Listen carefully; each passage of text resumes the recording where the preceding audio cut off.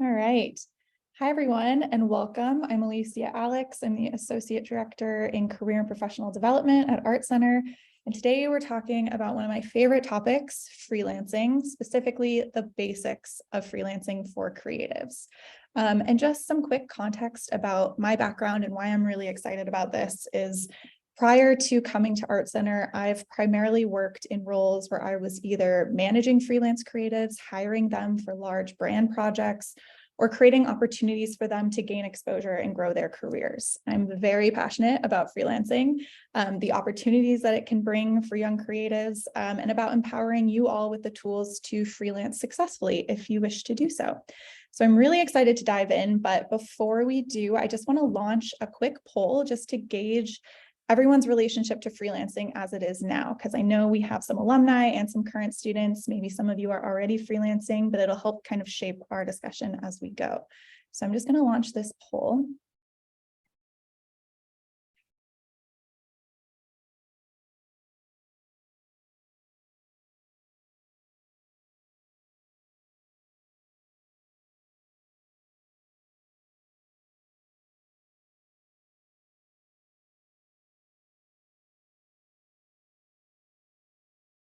All right, I see some results coming in. Nice.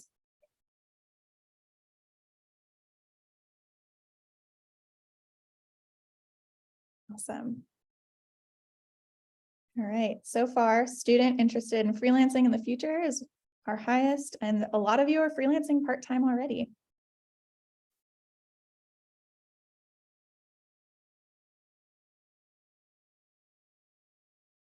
All right, I think almost everyone has answered the poll. Give it 30 more seconds if you haven't had a chance.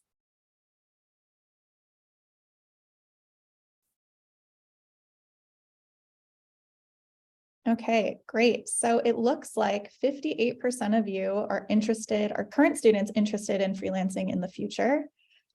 We have 88% of you who are currently freelancing part-time, which is awesome to hear. So we'll definitely, if you have, and 13% of you are freelancing full-time, which is great as well.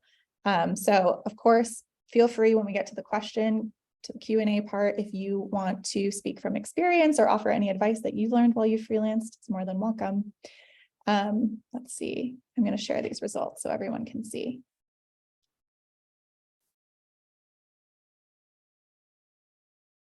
And it's okay if you couldn't answer it perfectly, but just to get a sense of where everyone's at in the room. So again, it looks like the majority of you are interested in freelancing in the future, and 17% of you have maybe never freelanced. So that's great. Awesome. All right, let's keep going. So today we're going to cover a lot in an hour and a half. So again, if you have any questions along the way, pop them in the chat and we'll spend some time at the end going through them. Just one quick disclaimer, I'm not a lawyer, surprise, surprise, or a tax professional. So as we discuss business basics and some of those tax issues that come up, just know that I'm simply offering up industry best practices, but you should always consult with a legal or tax professional before moving forward with contracts or making a decision in any of those realms. But we can definitely talk through what's kind of suggested or some of the industry standards. All right, so again, we're going to start with the basics. Freelancing, what is it? At its core, freelancing is just self-employment. It's a type of self-employment. Instead of being employed by a company, freelancers are working as self-employed individuals and delivering their services on a contract or project basis. And there's many different names for freelancers that you've maybe heard thrown around a little bit, and they essentially mean the same thing. So independent contractor is probably going to be the most common. And that's really just a classification of the type of worker that you are. A solopreneur, moonlighter is usually someone that has a daytime full-time job and is freelancing at night. Diversified worker, maybe you have a ton of different types of freelance roles that you're doing. Temporary worker, maybe you're just temping at different companies, that's a type of freelance. And then freelance business owner, maybe you've been freelancing for so long that you are now hiring people underneath you to work on projects with you. That's kind of an evolution of freelancing as well. So just know that when these words are thrown around, they all kind of mean relatively the same thing. It's just a matter of the modes that you're working in. So I want to kick us off by talking about some of the benefits of freelancing. Some of these might just be obvious, but again, it really is going to depend. But flexible schedules. So as a freelancer, you get to make your own schedule, work at your own pace, and really only take on new tasks when you're ready. This open arrangement leaves you more time to do the things you love, theoretically, but with that comes needing to do some time management and make sure that you're able to do those things you love. You also get to dictate your own workload. And it's, on average, freelancers often work less than the traditional 40-hour work week.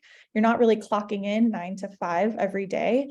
There might be stretches of time where you're on a project and you're working way longer, but in general, over the course of a year, freelancers tend to actually work more or work less and get paid more. And that's not the case for everyone, but that's just one of the potential benefits of freelancing.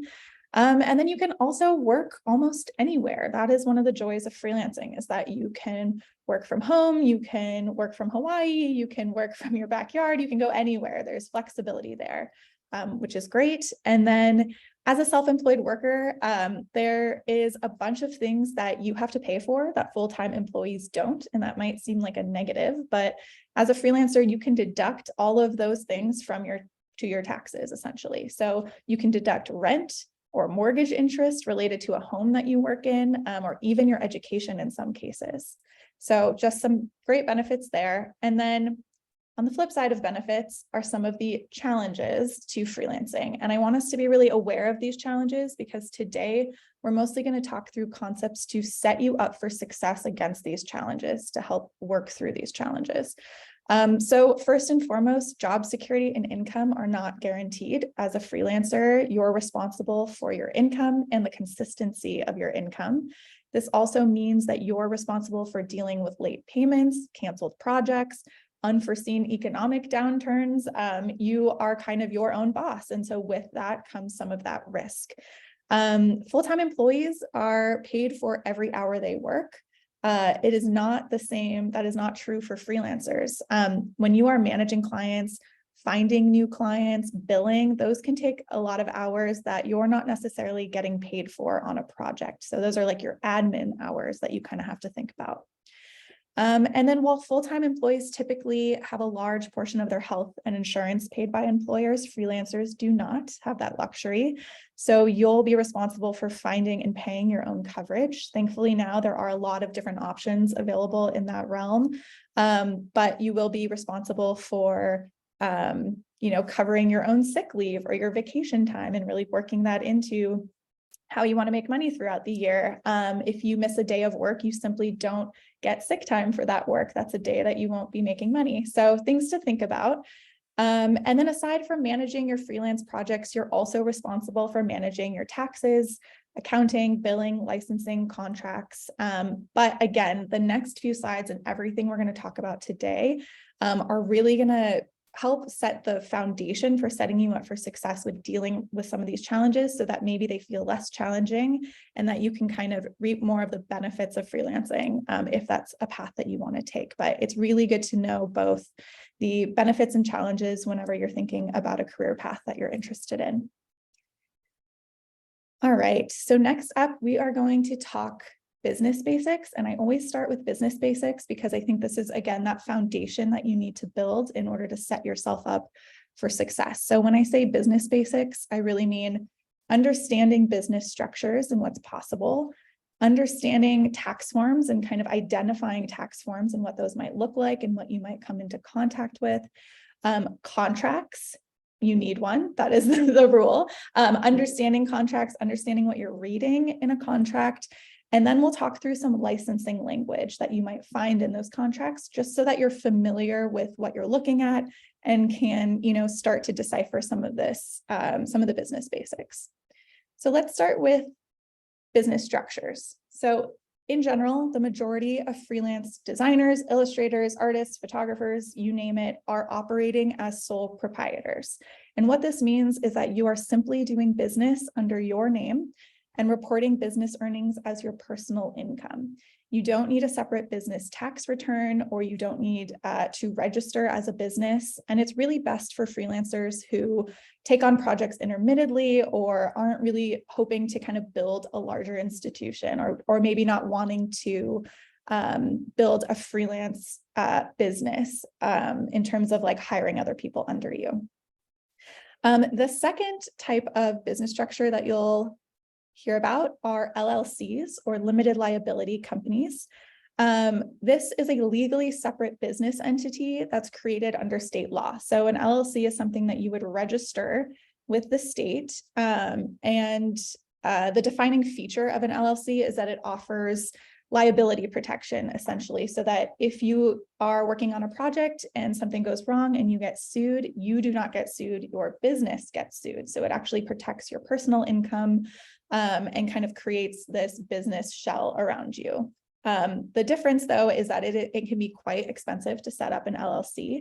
You do have to pay business taxes. You have to register your business every single year.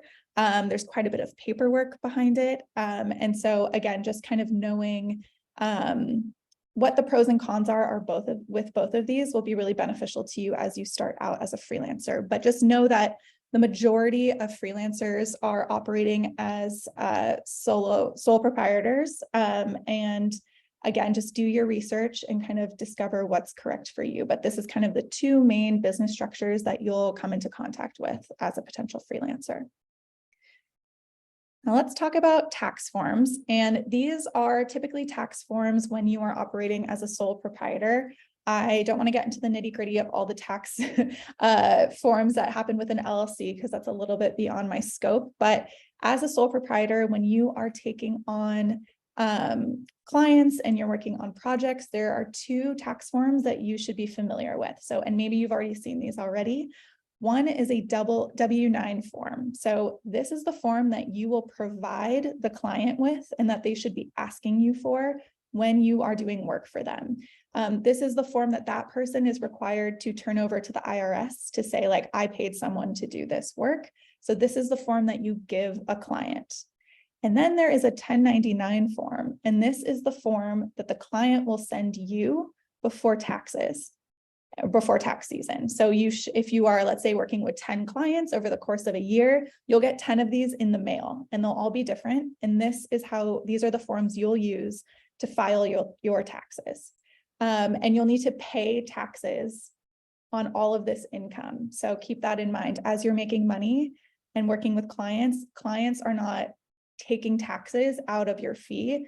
This is where that 1099 comes in. So you'll receive all these 1099s at the end of the year, and then you will use these to file your taxes and pay taxes on this. So you only get one of these if you are being paid over $600. So keep that in mind as well. So again, W-9 is what you provide to the client, and a 1099 is what the client provides you, but then you need to also give that 1099 to whoever's doing your taxes. So keep that in mind.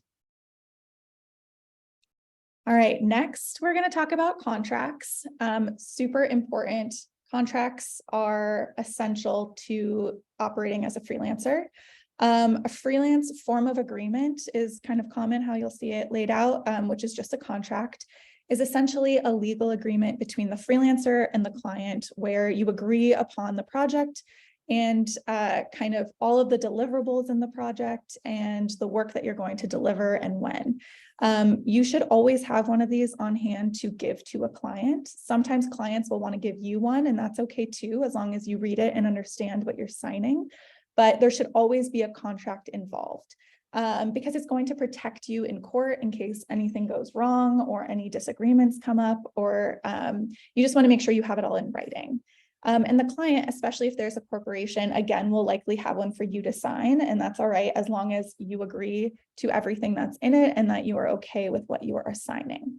Here are some things that your contract should include, and sometimes contracts look different depending on what type of freelancer you want to be, but for the most part, at the baseline, this is what contracts should include. So let's see, contact details from you and the client. So usually that'll be up in here. Let's see, in this area.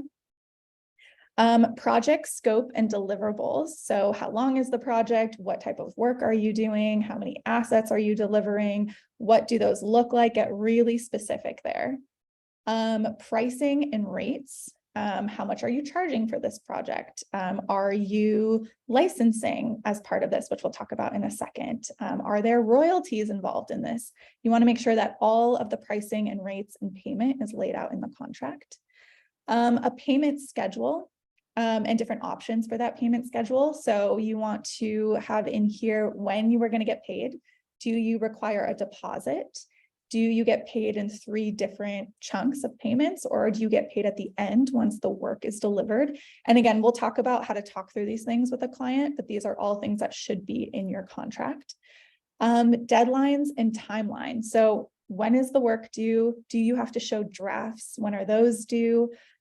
Is there a revision timeline? Kind of all of these things you want to discuss. Are you going to be on set shooting something? What does that timeline look like? How many hours are you expected to be there? And then this one is very important, which is the ownership / copyright. And we'll talk about that in a second, which is your licensing component. And so I think here that copyright is right up top because it's pretty important. And that is really going to dictate how the client gets to use your work. So you want to make sure that if you're ever signing someone else's contract, that you are very clear on what they are asking for and that you agree to those terms. And then one really important piece that you want to make sure is in your contract is a kill fee or a cancellation fee. So what happens if you've signed on to this project and in a month, the client says, I'm not really interested in this idea anymore and wants to cancel the project? You want to make sure that you are protected for any work that you put into this project already. And so typically you want to include a kill fee. Do you get 10% of what's been owed to you because you've worked 10%? Anything past maybe like 6 months, do you get the full fee? These are things that you can talk through and do what makes you feel the most comfortable, but definitely try to incorporate a cancellation or a kill fee just in case something happens. And then of course, super important is the signatures. So you want to make sure both your signature and the client's signature are on the final copy that you have. Don't just send off a signed version. Make sure that you're asking for a signed version back and vice versa. So let's take a look at this really quick. So here we can see this is where the timeline and the dates are. This is where the copyright is. You would lay out your fees here, and then terms is kind of the part you really want to dive into and make sure that you agree to all the fine print. So, there's like revision copy here and talks about the amount of revisions, your payment schedule and terms. This is where that cancellation fee comes into play here. Credits and promotion. Do you get credited as a part of this piece? Are you included in maybe you're designing a t-shirt? Are you included on the tag of that t-shirt? What does that look like? Are you credited on social media anytime they post your images? Those are things that you want to make sure you're clear on here. Permissions and releases. This basically just says by signing this, like we are agreeing to this and not holding each other accountable or holding each other accountable.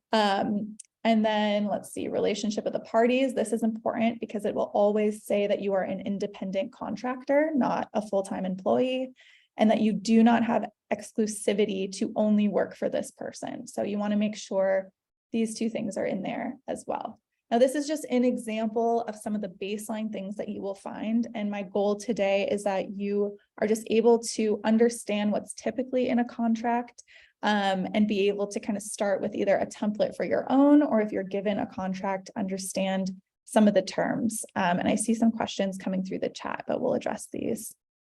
Perfect. And just thumbs up. Can everyone see my screen?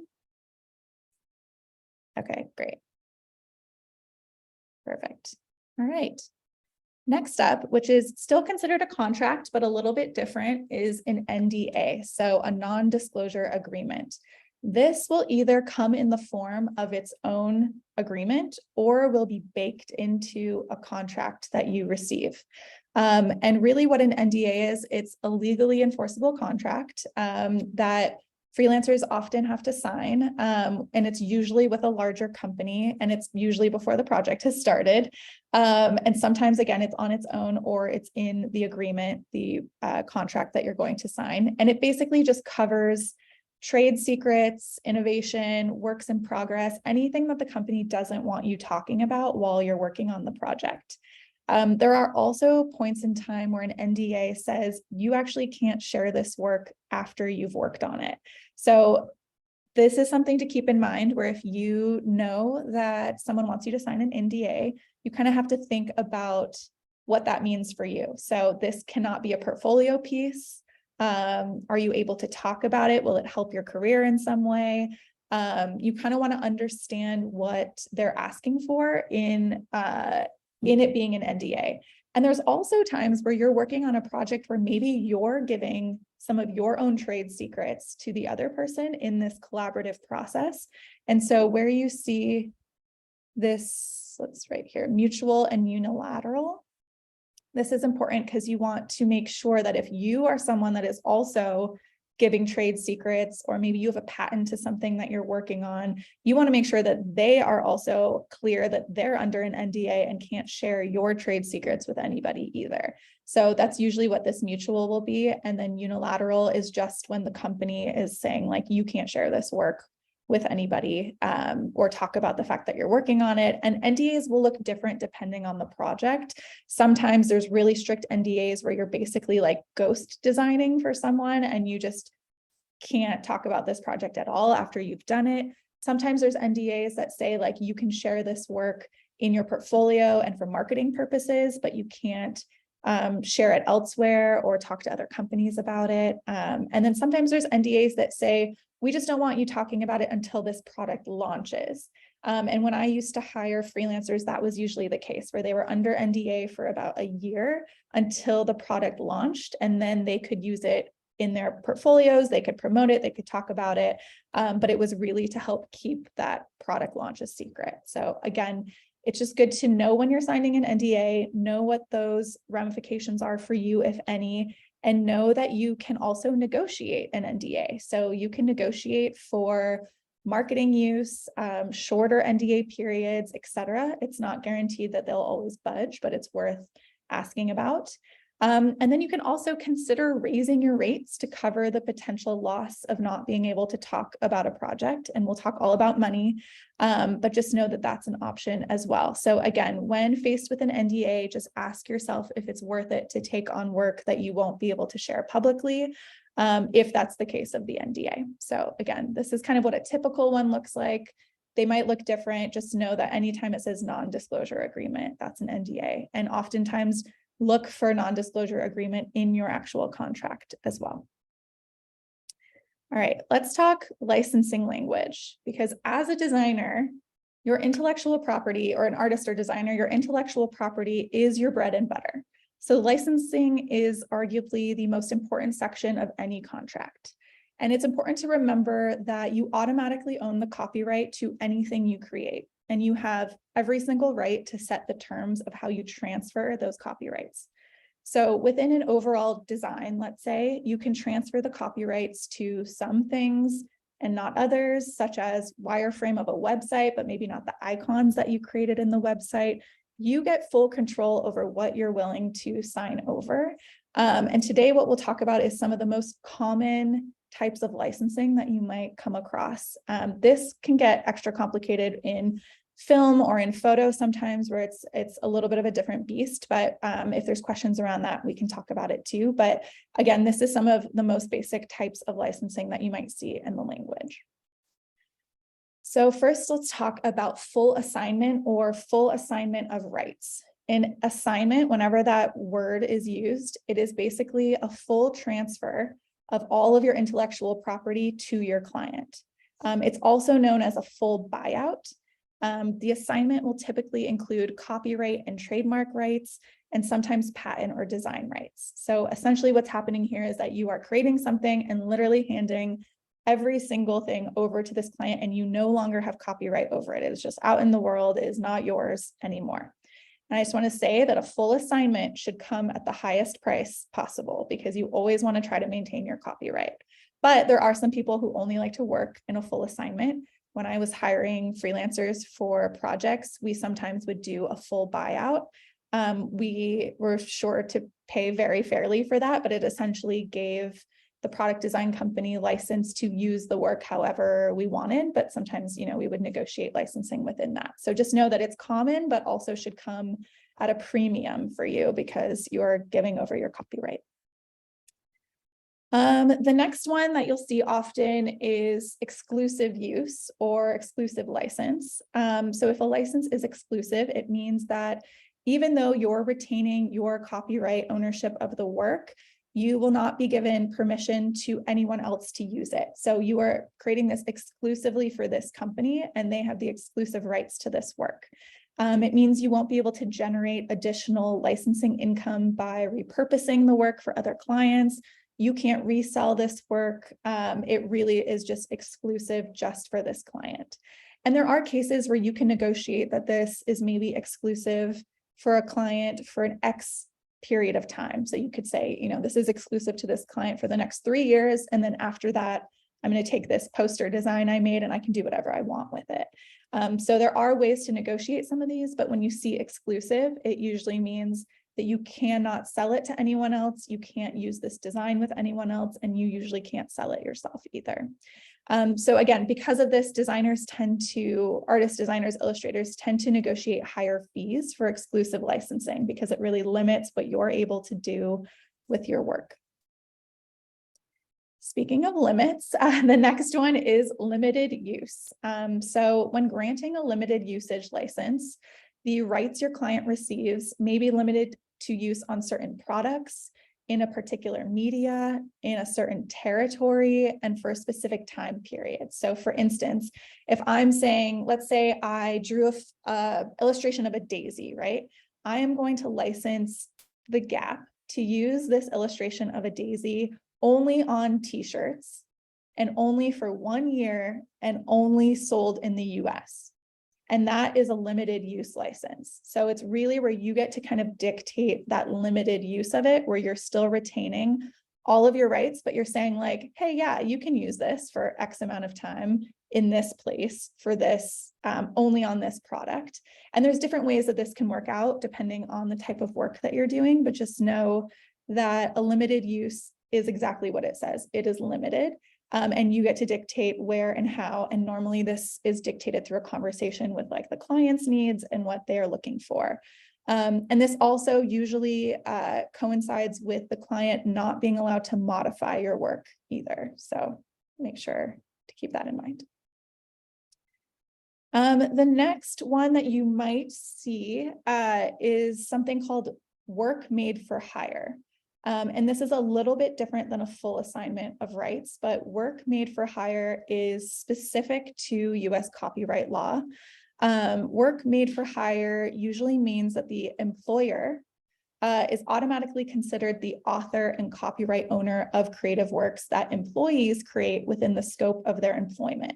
So where this might happen is if an independent contractor is brought on for 6 months to a year to work and to create, let's say, storyboards or different concepts, they could be categorized as work for hire, which means that then that employer owns all of their work. And so you want to make sure you know what you're signing when you're in contract situations like that. And there are some really specific cases for this for a client to be deemed the author and copyright owner of a freelance work, which are a little lengthy, but in general, there's got to be a written agreement signed by the designer or the artist stating explicitly what they're doing, like what is that work for hire. It must be commissioned, so it can't be pre-existing work that someone has already had that an employer just decides is theirs. And the work has to fit one of these categories. So it either has to be a contribution to something like a magazine, an anthology, an encyclopedia, some sort of collective work. The work could be part of a motion picture or an audiovisual work, such as a website, multimedia, motion design project. if it's a translation or something that's supplemental to what the company is doing. So again, there are some specifics involved in this. So if you are ever signing something that says work for hire, just make sure that the work you're doing actually makes sense, that it is work for hire. In most cases, you are not necessarily doing work for hire. You're using one of these licensing terms. All right, next up, I want to talk about some other less common, but some phrases that you'll probably see come up in your licensing agreement. So all media rights. This is basically in a contract that asks for to allow the client to distribute your work across all media. And often adding the clause like not known or invented in the future. So what this means is that it's allowing, let's say that t-shirt design that I gave to the Gap, if they had an all media rights in there, it means that they can have that t-shirt on a commercial, they can include that t-shirt in their emails, they can in 5 years decide that they want that t-shirt featured in some big billboard campaign around town. So you just want to know that if all media rights are in there, that you're understanding really what that means and how they're intending to use it, and that it makes sense with the type of licensing that you are willing to give them. But that all media usually means that they can just use it across all media.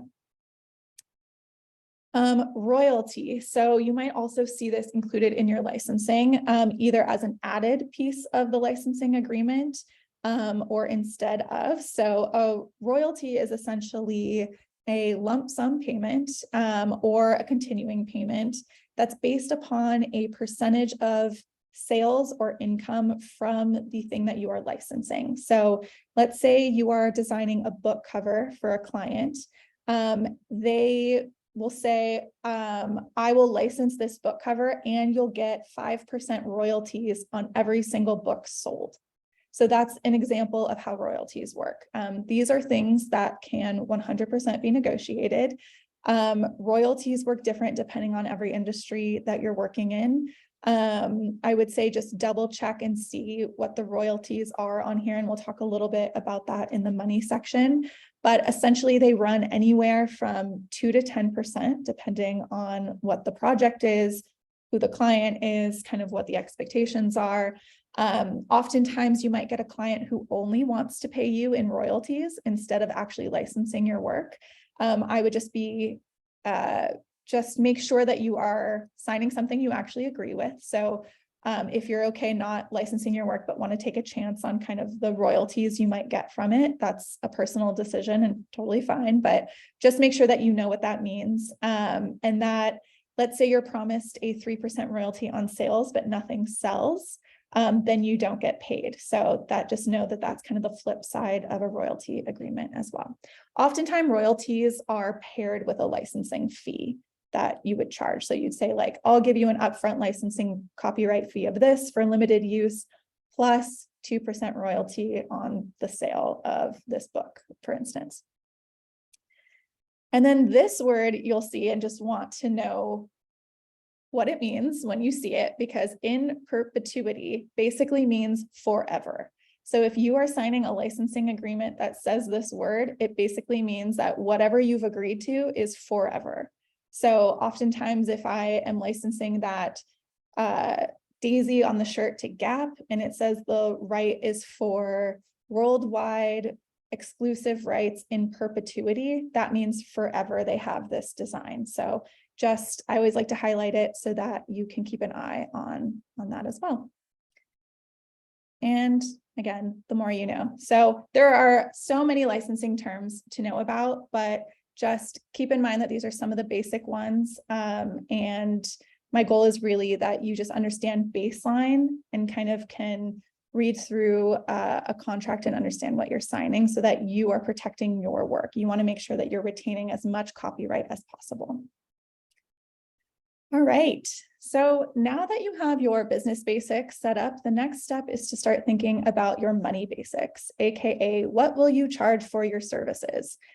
This can change throughout your freelance career, but the earlier you can decide how much money you need to make to comfortably make a living, and what systems you're going to put in place to make that money, it'll make it a lot easier for you when you start working with clients.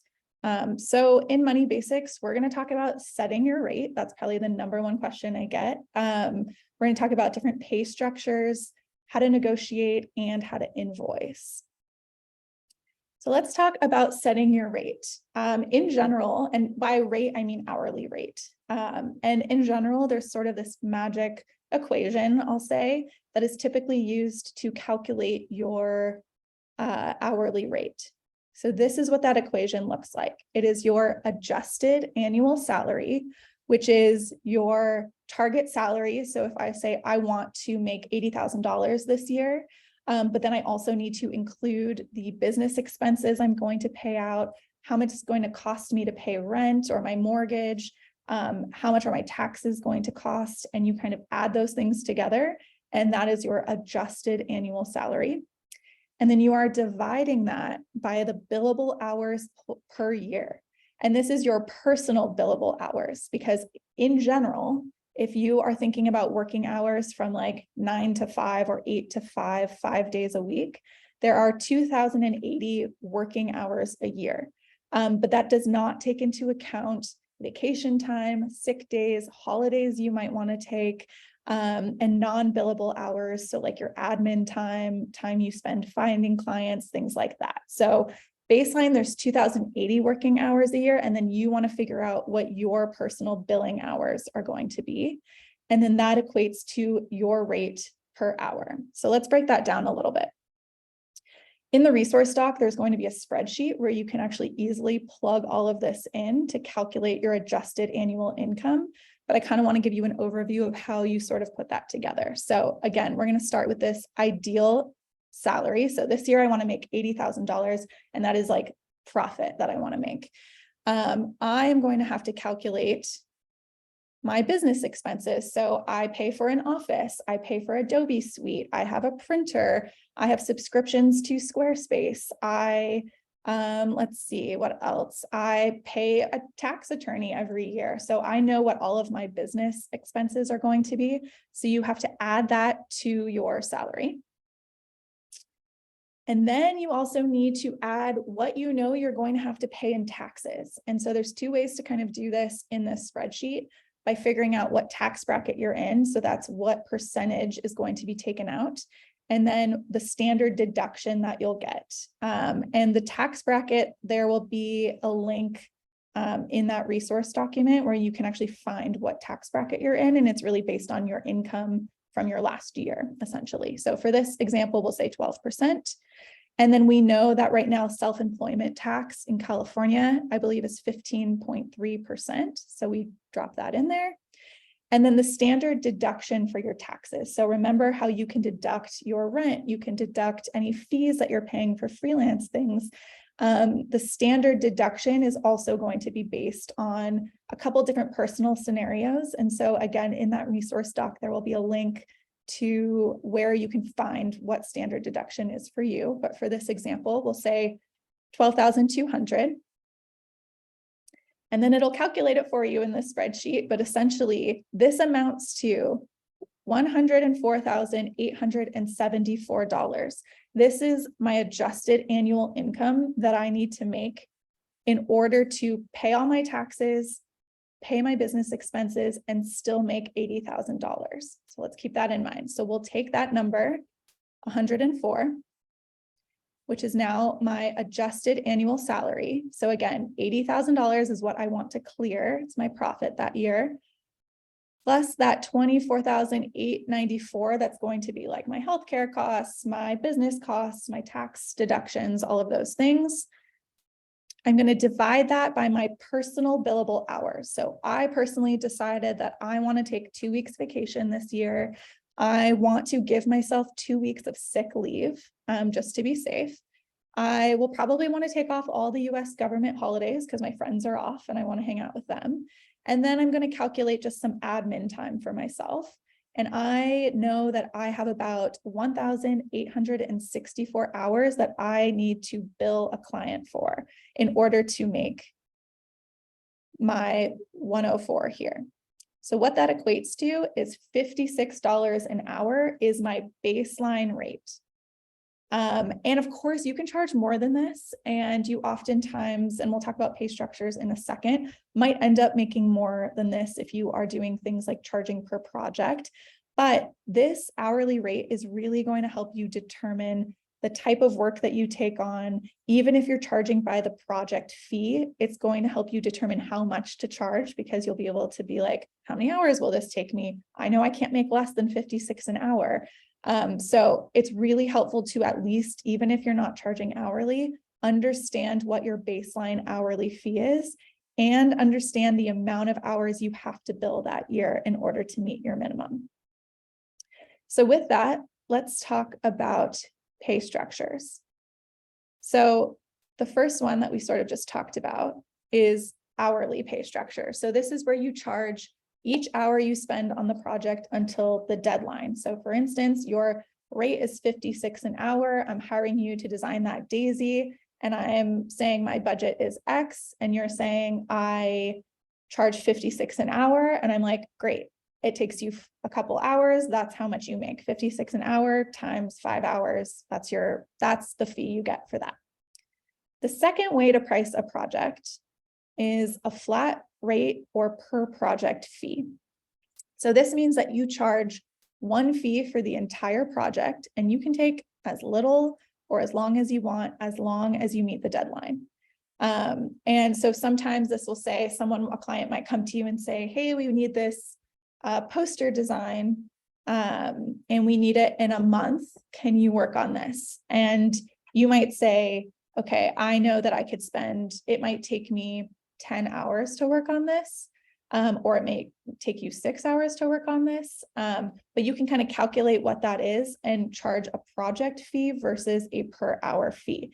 And we'll talk a little bit about how that shakes out in real life in just a second. But in general, pricing any long-term design project hourly can work in your favor, as long as you communicate really clearly along the way what kind of hours you're devoting to the project. So if the first time your client sees your total number of hours on your invoice, they're probably not going to be happy about it. So typically, I would say, at least in my case, I've mostly worked with illustrators and designers on a per project flat rate, but I know that they're calculating that rate based on their own hourly rate, if that makes sense. So again, it's really kind of whatever makes sense for you and the type of work that you're going to be doing. And I know that sometimes pricing hourly seems much easier than a flat rate pricing, or easier to at least figure out and bill. But because you have to give clients a ballpark of how much time that's going to take you, and that usually has to happen up front, you can sometimes end up in a tough spot if you don't have a firm grasp on how long it might take you to actually complete the work. Plus, working by the hour actually creates sometimes an income ceiling that's really hard to go beyond. So for instance, if your hourly rate is $100 an hour and you work 6 billable hours, you actually can't make more than $600. Whereas if you were maybe billing higher for per project, you could be making more. So let's see how this plays out in 2 scenarios, which might help illustrate a little bit. So scenario 1, 2 designers are hired to produce posters for a music festival. Both of them have the same hourly rate of $100 per hour, but one designer works much faster than the other. Both are equally talented, but one is just far more efficient. At the end of the job, the designers turn in their invoices. One worked on it for a total of 18 hours and the other a total of 7 hours. The first person is paid a pretty respectable fee of $1,800 for this poster, but the second, who was more efficient and worked less hours, was only paid $700 for producing the exact same result.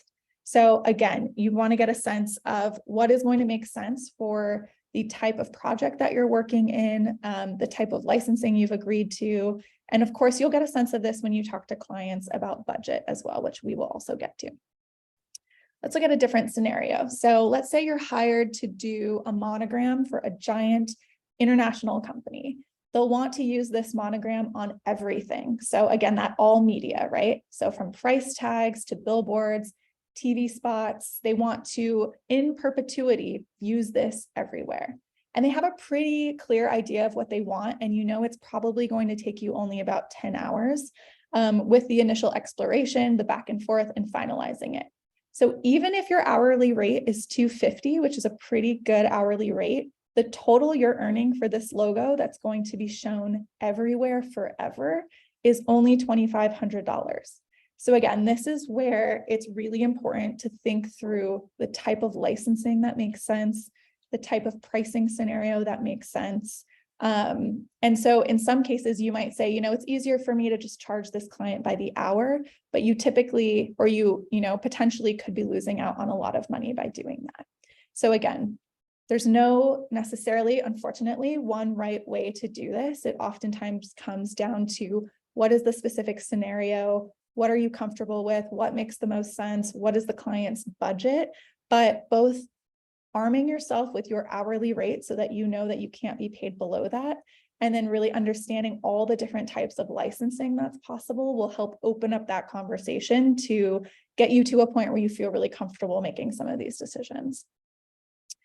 And then I know we already talked about licensing a bit, but it does count as a pay structure. So once you feel comfortable really understanding your hourly rate and can somewhat accurately predict how long certain things will take you, you're going to want to also price your work to factor in licensing, which I know we just talked about. So this is, again, where you're going to charge for the rights to use your work in different capacities. So once again, aside from giving away all the rights to your work for an additionally, hopefully very large fee, you can give them away for limited periods of time, different applications. And again, this will look different depending on the type of freelancing you do, but generally speaking, licensing is going to be an incredibly important part of your freelancing career. And so when quoting a project, you'll want to quote your price based on the length of time that they need it, plus some general examples of what context the artwork will be in. So really defining those licensing terms. And then when you send that quote to a client, just break it down so it's as clear as possible, and that there is no confusion in the rights and kind of what's expected. And then again, I know we briefly talked about this, and this will be different depending on the industry and what is common for that industry, but typically royalties, those lump sum payments that are either attached to your licensing agreement or instead of, run anywhere from 2 to 10% and can be based on gross sales or per unit of items sold. So it'll just, again, depend on what the company is. And just again, sometimes companies will ask to pay you only in royalties in exchange for your license. So you'll want to make sure you're comfortable with that and that you understand what that arrangement means for you before signing the contract. And just one reminder, there's no golden rule or one size fits all approach to setting your rates as a freelancer. Again, the best you can do is have very informative conversations, both with the client, with your network, with other friends who are maybe freelancing in the same industry, and just try to be as confident as possible, asking for what you know your worth is. And speaking about asking for what your worth is, we are next going to talk about negotiating. So I'm going to play this video. Let's see if it'll work. Sound on if you can. Let's see. You've got a message request. Hey, you, I like your art. I'm wondering if you could make me art. Sure. Because I'm such an amazing person. I'm even willing to pay you. Yeah, I kind of hope so. What are your rates? Depends on the project. What are your rates? I need more information. Tell me your rates. So that I can properly pay you.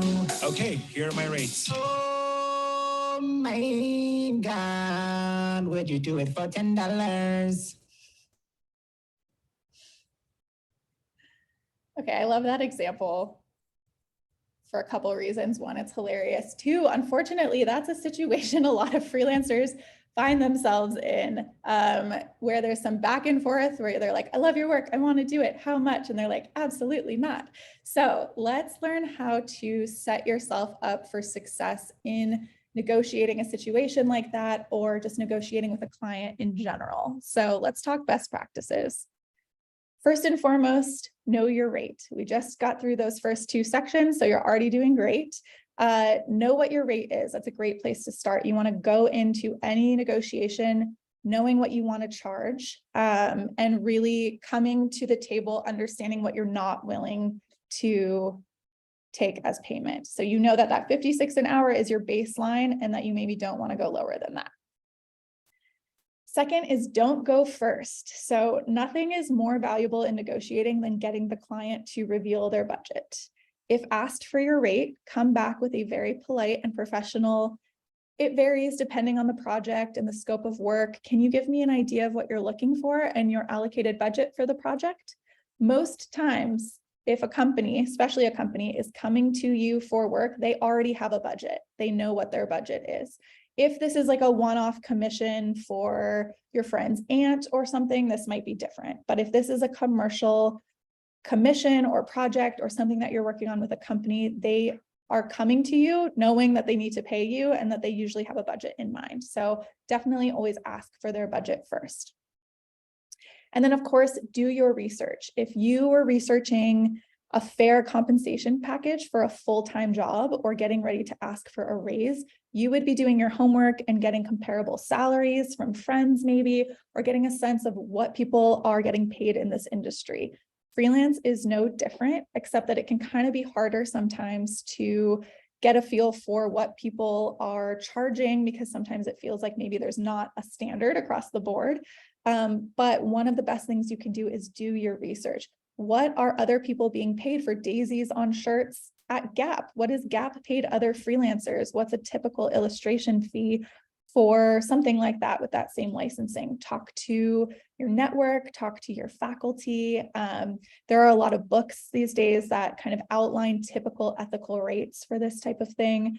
One of the things I've linked to in the resource guide are a couple new websites where people are open source sharing what they've been paid for freelance illustrations, photography jobs, different things like that for a lot of companies across the board. So those will be linked in there, and that's just a way that you can do your research, see what other companies are typically paying. It kind of just helps you arm with like what you know is industry standard and what is someone trying to take advantage.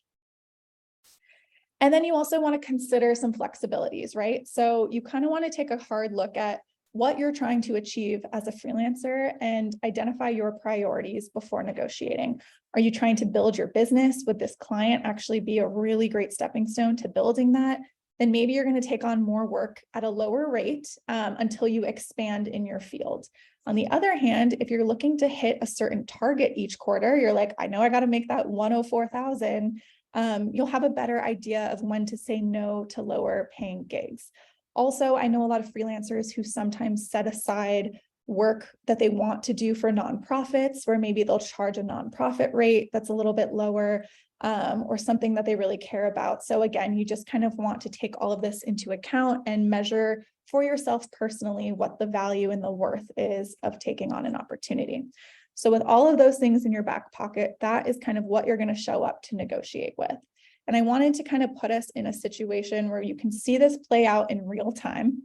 And I kind of did a general example of a back and forth that I've even experienced. And we'll talk about a couple different outcomes here. And I'm using an experience where the client actually walks away, because there are actually quite a few ways you can deal with that as a freelancer. So client, hi, I'd love to hire you to work on X. Can you send over your estimate price for a project like this? And you say, hey, thanks for thinking of me for this opportunity. My project fee varies depending on the project scope. Can you give me an idea of what you're looking for and your allocated budget for this project? So again, you're trying not to go first. And the client, knowing they probably have a budget, is saying, we're looking to create X over the course of X time. We're open to being flexible with budget. It'd be great to get a sense of your rate and we can go from there. So then you're sitting there and you're factoring in the very small amount of information that they've gave you. You're going to use your minimum hourly rate to calculate your per project fee, what you think based on the small information they gave you, what you think you might charge for something like this. And you'll say, okay, based on what you've told me so far, my usual rates for a project like this are X. And there's a couple different ways this can go.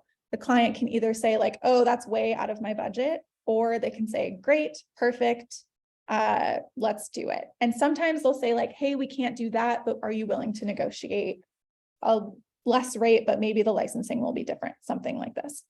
Typically, you have to remember that if they are coming to you for a project, they already really like your work.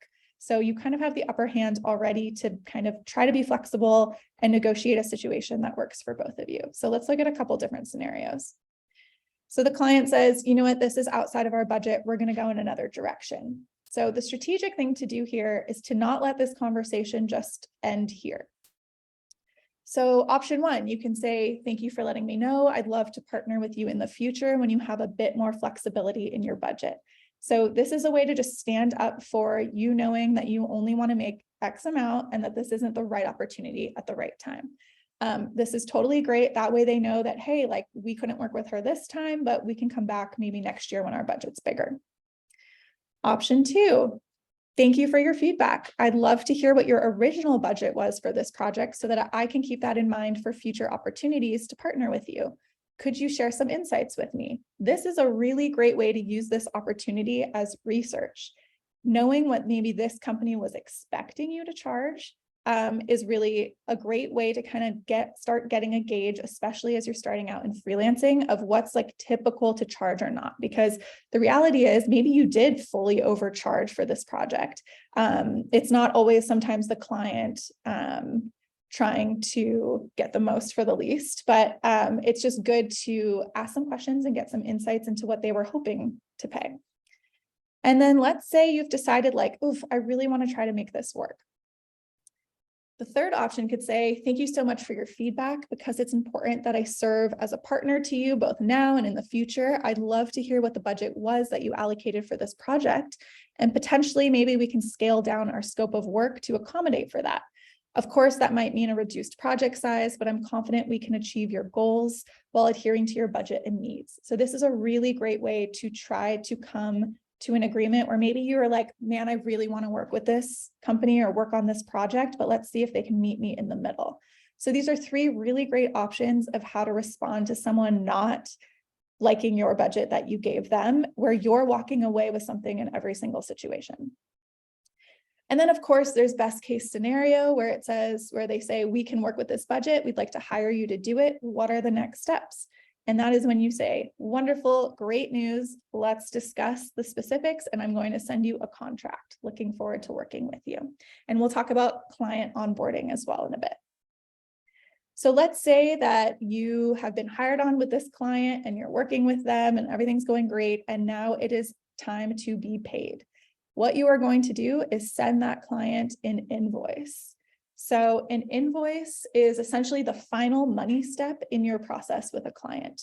It's essentially a payment request, and it includes important data to review, approve, and transfer payment to you as an employer or as a freelancer. So this is what you send at the end of the project after or with your deliverables for the project, and things that you're going to include on it: your name and address, your client's name and address, an invoice number that you get to create. This is how you are going to track your invoices in your own filing system, on your computer, however you're going to do that. An invoice date. This is very important. It should be the date that you are sending this invoice to that client. Payment due date and terms, also very important. So these have already been laid out in your contract ahead of time. So both you and the client should not have any surprises here. You know what your payment terms are. And payment terms can be like, I require that you pay me in 30 days. I require that I get a deposit first and then payment, in which you're invoicing for the deposit, let's say. So different payment terms, whatever you've agreed to with the client in the contract. Payment details, this is really important. So how are they going to pay you? Oftentimes clients will request that you include your banking information on here, or maybe you also accept Zelle or Venmo or something else in that, or a check. You want to make sure that your payment details and how they can pay you is very clearly outlined on your invoice. And then of course, a description of the services. So again, let's take a look at this. This is where your invoice number would go. This is your name. This is where your address would be. This is where your client's details would be. Here's where you're putting in what you did, what you delivered, and what was the agreed upon rate. So they've included that here. This is where those numbers will show up of what is owed per item, and then the dates in which you worked on them. And then this will be the total down here. And then the date you sent it is here. And then when you include your banking info or whatever payment terms you decide to include, that will be here. This is a very branded invoice. I love a branded invoice, but it's not necessarily necessary if you just want to send it. Just any invoice will do, but I love one that kind of looks like your personal brand, which we'll also talk about. So let's talk about some best practices with invoicing. So again, create invoices that are design-led and look professional. If you are an artist, designer, creative, have it look like something else that you've designed to keep it on brand. Add the necessary details to each invoice to avoid delays. You want to make it as easy as possible for someone to pay you. Do not make it difficult for them to settle payments, because sometimes clients already take a long time to do this. So that means that your invoice should include all of the required information from the client. So also to clarify, this means that your invoice should be labeled invoice. Make sure there's that date, your name, the company's name, the business address. You also want clear descriptions for what you're charging, the amounts, the total owed. And then I would also include the company name and address of the business you're invoicing. They are going to need this. And if it's not on there, they're going to ask you for it, and that will delay it. And then again, some clients will want to send you a check or a direct deposit or a wire transfer. Every client will have their own way of how they want to pay you. So definitely something to talk about before you send them this invoice. That way, you know, all of the information is on there for them, and that should not be the thing that holds up your invoice from being paid. You can also consider, again, integrating services like Stripe or PayPal or Venmo, and however you feel like it might be easier for clients to pay. But again, just touch base with the client on, hey, how do I need to invoice for this specific project? Do you require certain things? When I was invoicing or getting invoiced for our freelance clients, they often had to do their bank account information because we were doing wire transfers. So I had to track down a lot of invoices that didn't have all the correct information on them, and that delayed their payments. And so you just want to make sure that you're putting all the information forward as best as you can the first time. And then, yeah, again, don't be afraid to ask the following. Is there someone specific to send invoices to? You always want to make sure your invoice is going to the right person. Are there specific details that I have to include for this company? What bank details are you requiring? Do I need an IBAN account number if it's international? So just questions to ask. You can always ask whoever your direct contact is at, whoever your client is or your direct contact with at the company. And again, just make sure you are doing all the right things so that there's no issues on your end for payment. Now, it's inevitable. The other terrible thing sometimes that happens in freelancing is that clients either forget to pay, are late paying. In an ideal world, all clients are paying immediately and on time. But the reality is you'll often probably have to send a follow-up. But there are some things for chasing a late payment and some tips for that. So first and foremost, it's really best to set those terms and expectations early. So have those conversations with the client. Say like, hey, my expectations are 30 days.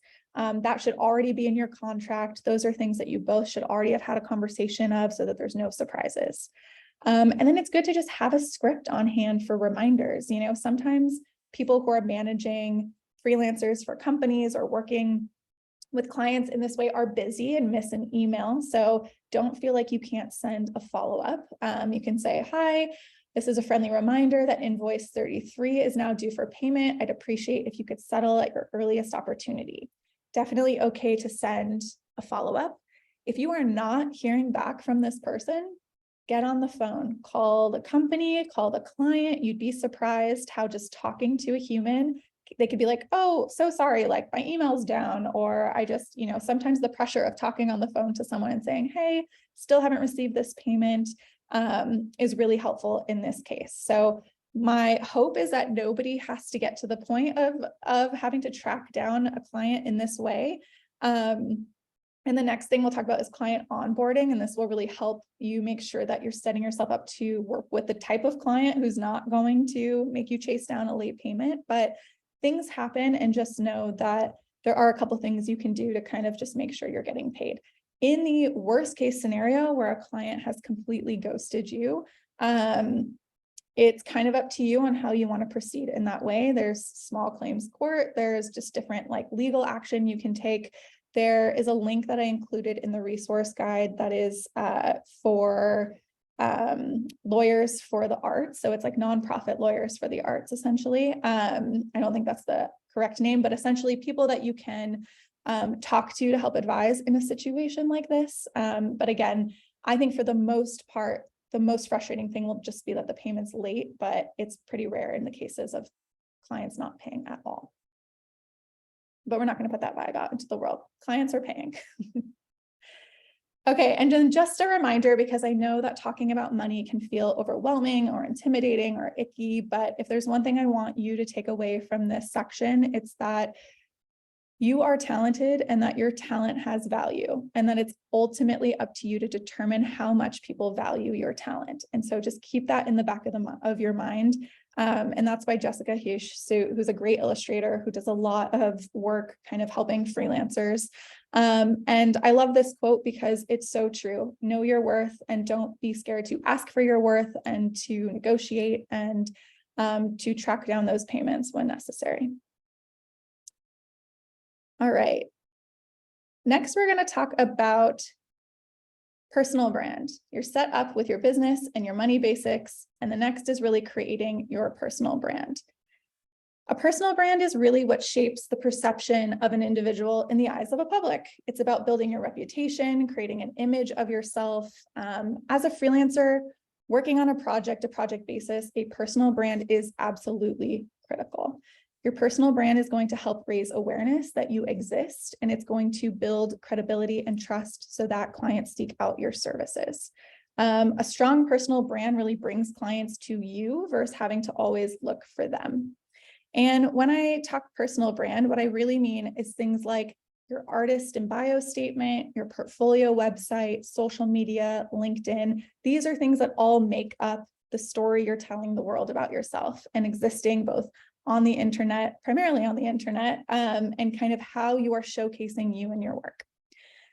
So let's talk about bio artist statement, which I really like to reframe as telling your story. And the way to tell your story is really simple and just describing who you are, where you're located, what you do and what makes you, what inspires you, and your unique skills. This is a really quick, if you want to screen grab this, quick way to fill out a quick bio that you can then expand later, but just a really great way to start thinking about who you are, what's the type of work you make, what do you want to communicate to the world? And you're going to probably share this bio on things like your Instagram, your LinkedIn, and definitely your portfolio website. If you are someone that wants to apply to artist residencies or work in that capacity, this artist bio or artist statement is going to come in handy there as well. But primarily, you want to make sure that you, as someone who is seeking clients, at least has kind of a grasp on your own story that you're telling and kind of your value add to any clients that you want to work with. So let's talk portfolio websites. You need one. You 100% need a portfolio website. And we have an entirely separate presentation on portfolio websites linked in that resource guide. So I'm not going to spend too much time on it, but just know that you need one. And here are a couple of the baseline things that need to be on your portfolio website. Your name, either your brand name or your actual name, whatever your professional name is. Your bio, so that about me, something for the viewer to connect with when they come and see your work. And then your contact information, which is very important as a freelancer. You want to make sure that someone knows that you're freelancing, that you're open to opportunities. And here are all the ways that you can contact me. And then, of course, your work. That is the main reason everyone is visiting your website, is your work. And you want to make sure that that work is curated so that it's not everything you've ever made, that it's the best of your best work, that it provides context for the viewer. So if you are someone that's worked with this brand and this brand and this brand, provide a little context of who you worked with, what did you do, were you solving a problem, were you creating a product, provide a title and just some descriptor context. And then you want to sort by relevance. So let's say that you want to ideally freelance in packaging design, right? But you've also done book design and you do illustrations on the side, and maybe you do a ceramic practice, that's totally fine. But the majority of the first, I would say, few projects on your website then need to be packaging design if you are going after packaging opportunities. So that's what I mean by sorting by relevance. Just make sure whatever work you want to be doing, that you are showcasing that you've done that work already. But again, definitely watch that presentation on portfolio websites. I go very deeply into all of these sections. And then social media. So your website is your home on the internet, but social media in all likelihood nowadays is most likely the entryway to you and your work. So it's very rare that anyone is going to accidentally come across your website without it being somewhere else. And so I'm talking things like Instagram, Twitter, YouTube, TikTok, and even LinkedIn, which we'll talk about. And social media, honestly, as a freelancer, is really great for discovering new ideas, new trends, connecting with your potential clients. You'd be shocked how many people are actually looking for freelancers on Instagram all the time or on TikTok. Growing your creative community, understanding who are those people that are freelancing in the same field that you're working in. How do I connect with them? Bringing attention to your work when you're constantly talking about your work. It's kind of your free platform to, megaphone about your work a little bit. And then again, just enhance that brand you're building. So here are just some best practices for social media. Use the accounts you're most effective at. You do not have to be on every single account across the board. Just use the ones that you feel the most comfortable with, that you are the most effective at. Audit the accounts that you do have. Make sure that your photo's up to date, that your bio's up to date, that it says that you're freelancing on those accounts, that there's nothing inappropriate that you don't want potential clients to see. Just do a quick audit of what's out there. Use a similar version of your photo and your bio across all of your accounts so that it's very clear that this is one person, and that anyone coming across any accounts can really connect it back to you. And again, yeah, the same photo across all socials. And then you want to follow strategically. So you'd be really surprised. So many art directors, hiring managers, maybe you want to freelance for a certain company, find out who's hiring at those companies and follow them on these social platforms. I used to do a lot of recruiting on Instagram, particularly for illustration. I think it's a really important tool to be on in general, both for building community, but it's really how people are paying attention to what's happening there, especially like photo, film, any visual freelance component. Definitely try to have a social presence because the recruiters, the hiring managers are looking, I guarantee. But you definitely want to make sure that you're interacting with them as well. And also LinkedIn, it's for freelancers too. They've really changed things a lot on LinkedIn, and I think it's a really great way to highlight your brand.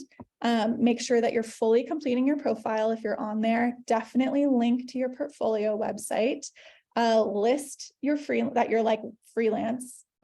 you are freelancing. List the freelance work that you are doing. They have this new open for work feature that you can put on there, which is great. It signals immediately to hiring managers that you're open for freelance work.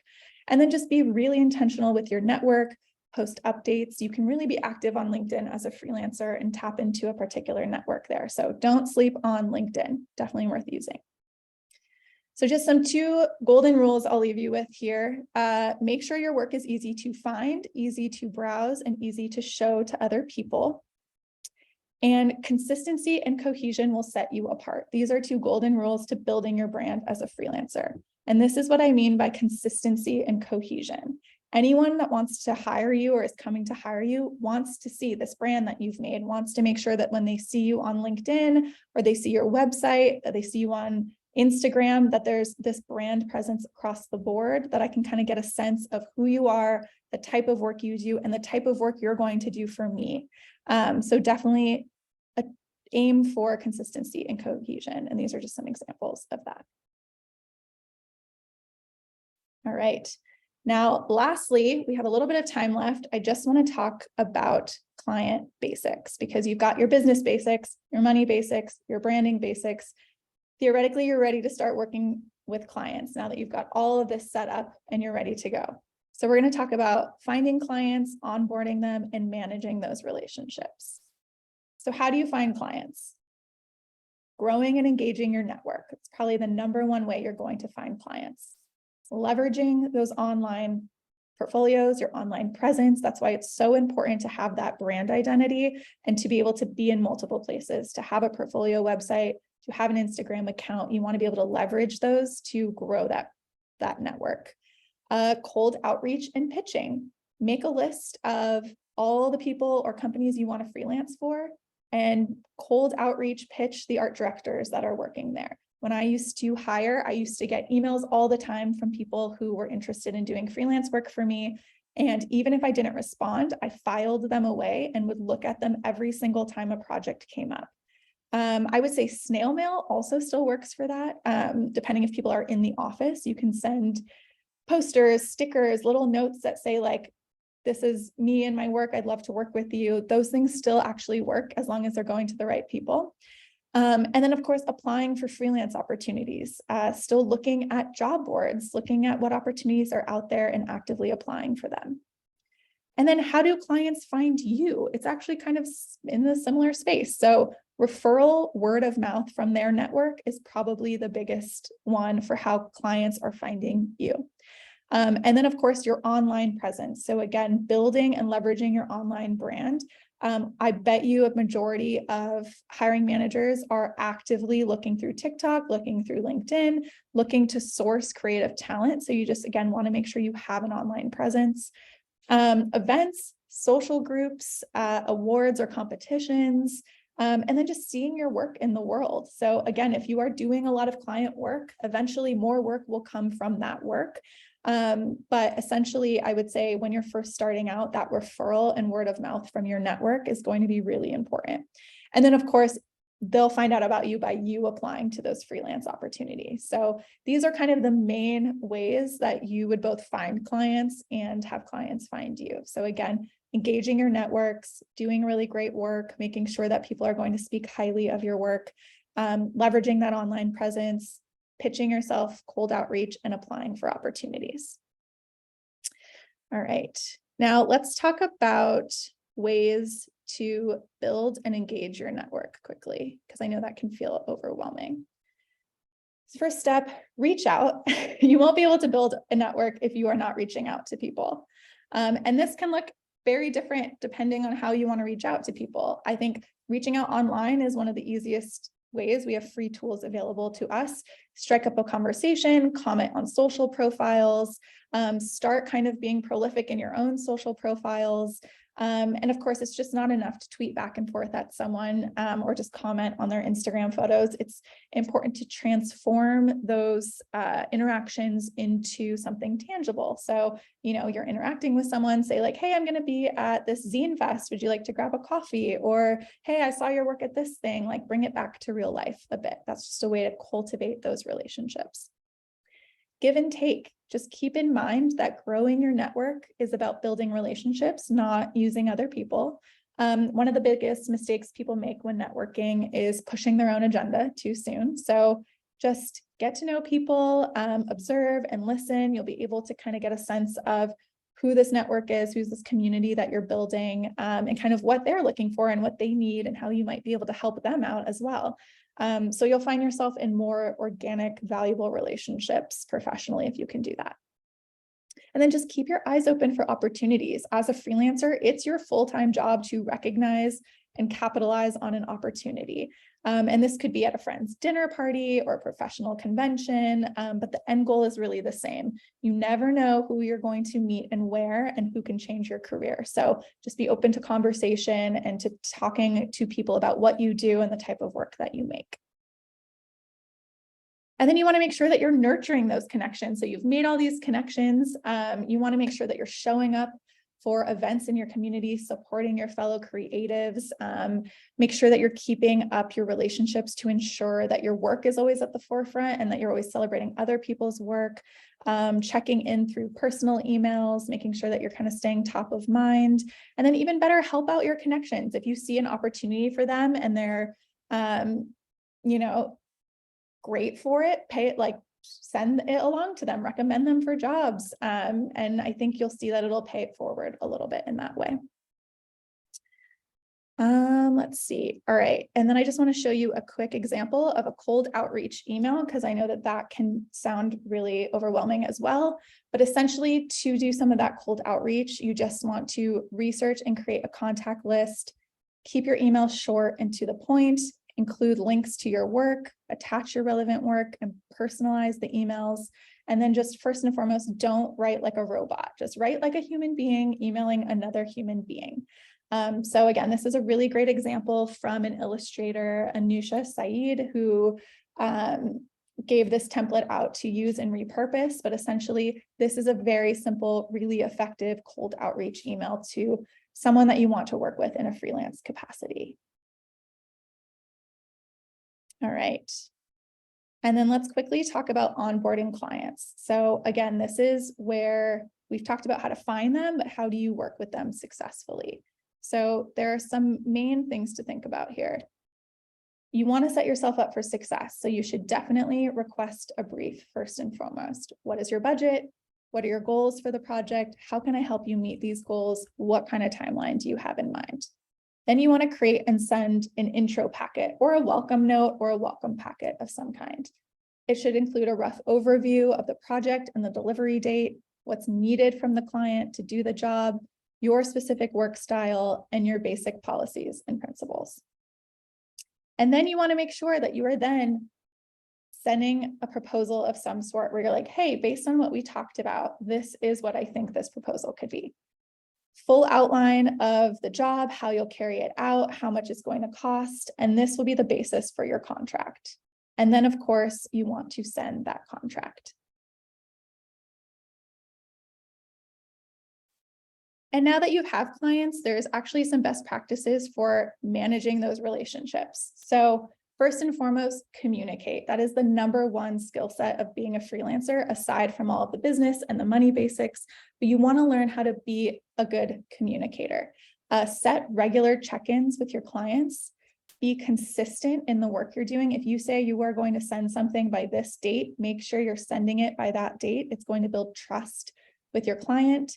If you are experiencing something that's slowing down your work, communicate it, let your client know ahead of time so that you're really managing those expectations. Always be respectful and professional. Most art directors, hiring managers, anyone hiring freelancers is talking to other people hiring freelancers. So again, that network is small. And as we learned, the #1 way you're going to get work is through referrals and through your network. So you want to make sure that you are putting your best foot forward in all of your client work.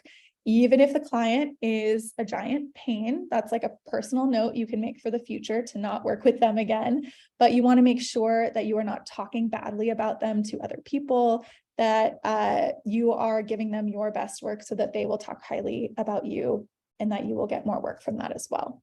And then, of course, show gratitude and appreciation. It's really common for freelancers to send gifts out throughout the year to anyone that they've worked with, or just thank you notes or a holiday card, something like that, to really just show gratitude for clients.